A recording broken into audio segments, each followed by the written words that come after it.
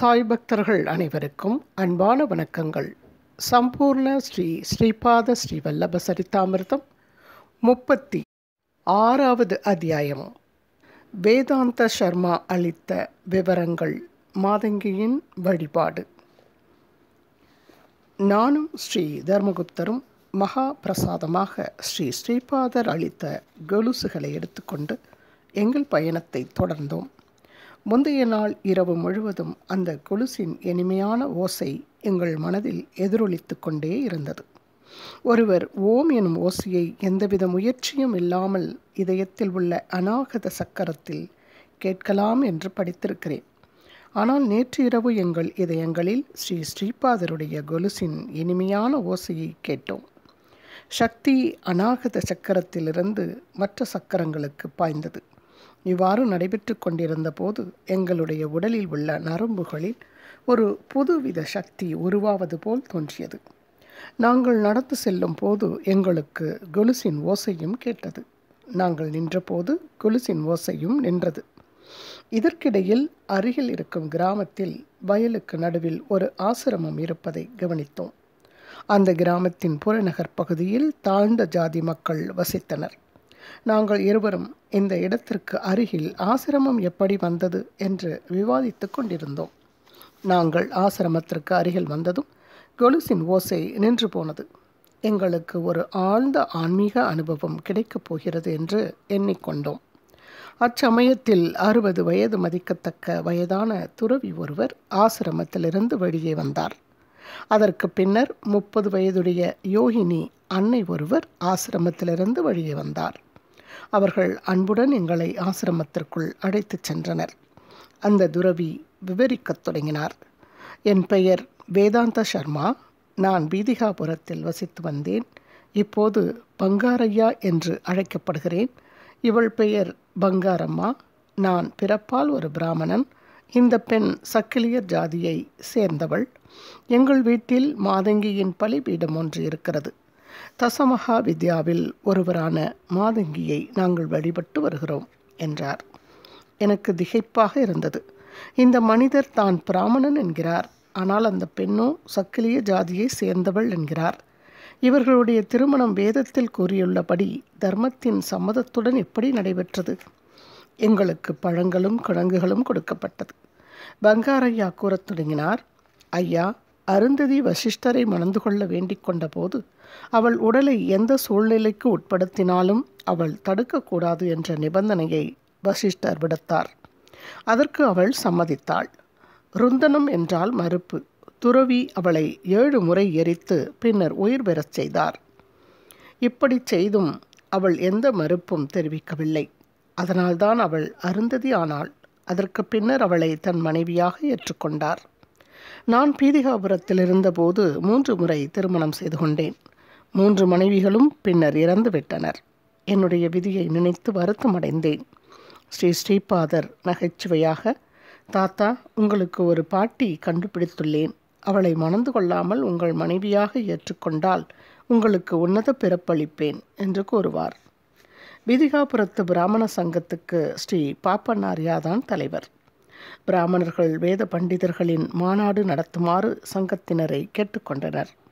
தர்மம் மற்றும் கர்மா தொடர்புடைய நுட்பமான இடங்களை பற்றி விவாதிக்கும் தேவை இருந்தது. அதற்கேற்றாற்போல் சில முடிவுகள் எடுக்க வேண்டும் என நினைத்தனர். தூர தேசங்களில் உள்ள பண்டிதர்களும் பீதிகாபுரத்தில் இருந்த பண்டிதர்களும் அழைப்பது என முடிவெடுத்தனர். யார் யாரையெல்லாம் அழைப்பது என்ற முடிவு செய்யும் வேலை எனக்கு அளிக்கப்பட்டது. ஸ்ரீபாதர் தன்னுடைய பூணூல் அணிவிப்புக்கு பின்னர் வேதங்களை பாராயணம் செய்ததே இல்லை. சொல்லப்போனால் அவர் தாத்தாவின் பாதத்திற்கு கீழ் அமர்ந்தோ அவர் தந்தையிடமோ வேதங்களின் பாடங்களை படித்ததில்லை. இருப்பினும் எவரேனும் ஸ்ரீபாதரை சோதிக்க எண்ணி வேதத்தின் ஏதாவது ஒரு அத்தியாயத்திலிருந்து ஏதாவது அடிகளை கேட்டால் அவர் உடனே கூறிவிடுவார். பாப்பனாரியாவுக்கு தெரிந்த அனைத்து வேதங்களும் ஸ்ரீபாதருக்கும் தெரியும். வேதங்கள் மட்டுமல்ல, வேதாந்தங்களும் வேதத்தின் இரகசியங்களும் கூட அவருக்கு தெரியும்.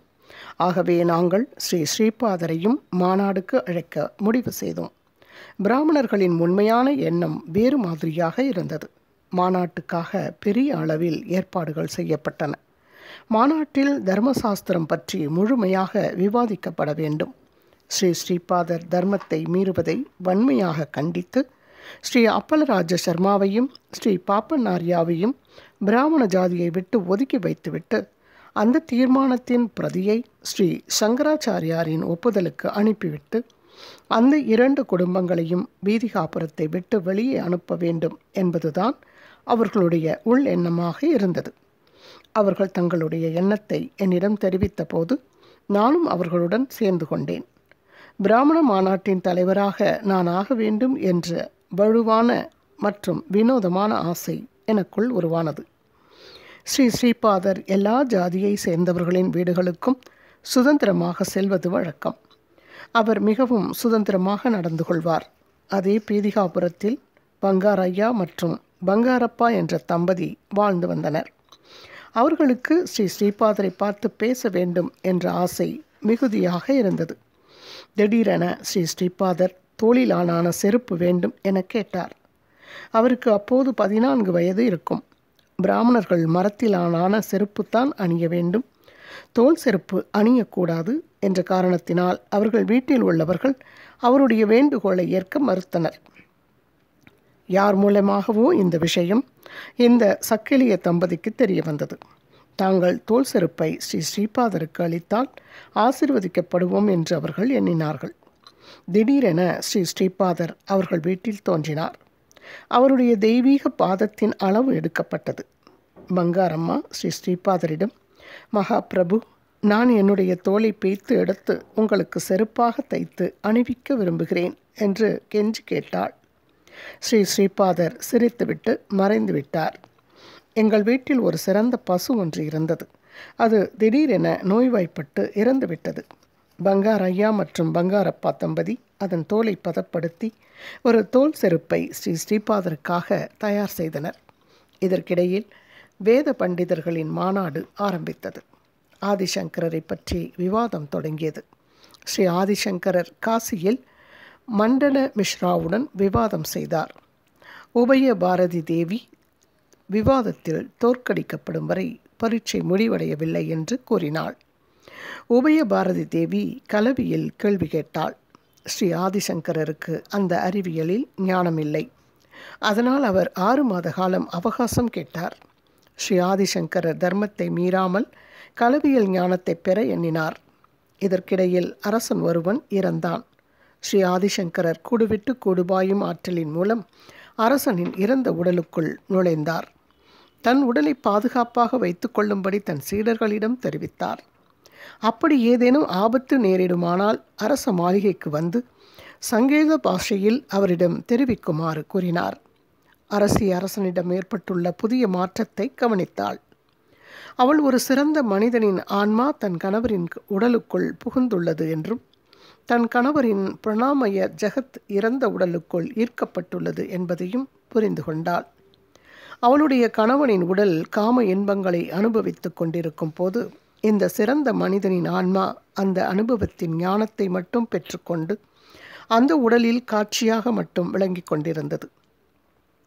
இந்த சிறந்த மனிதனின் ஆன்மா அவள் கணவனின் உடலில் இருக்கும் வரைதான் அவள் கணவனின் பிரணாமய சைதன்யம் இந்த உடலில் இருக்கும் என்பதை அறிந்து கொண்டாள்.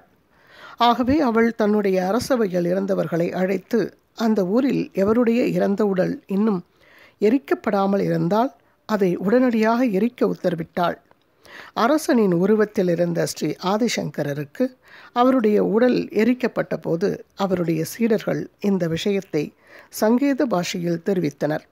ஸ்ரீ ஆதிசங்கரர் ஸ்ரீ லக்ஷ்மி நரசிம்மரின் அனுகிரகத்தினால் தன் எரிந்த பாதங்களையும் கைகளையும் மீண்டும் பெற்றார். பிராமண மாநாட்டில் ஸ்ரீ ஸ்ரீபாதருடைய அற்புதமான சொற்பொழிவு. ஸ்ரீ ஸ்ரீபாதர் கூட்டத்தாரிடம், ஒரு ஆத்மா ஒரு நேரத்தில் ஒரே உடலில்தான் இருக்க முடியும் என்றும் அந்த உடலை விட்டு வெளியேறினால் இன்னொரு உடலில் நுழைய முடியும் என்று கூறுகிறீர்கள். அப்படியென்றால் நான் உங்களிடம் ஒரு கேள்வி கேட்கிறேன். ஒரு ஆன்மாவினால் ஒரே நேரத்தில் 3 அல்லது 4 உடல்களில் இருந்து கொண்டு தன்னுடைய 3 அல்லது 4 பிறவிகளின் கர்மாக்களை கழிக்க முடியுமா என்று கேட்டார்.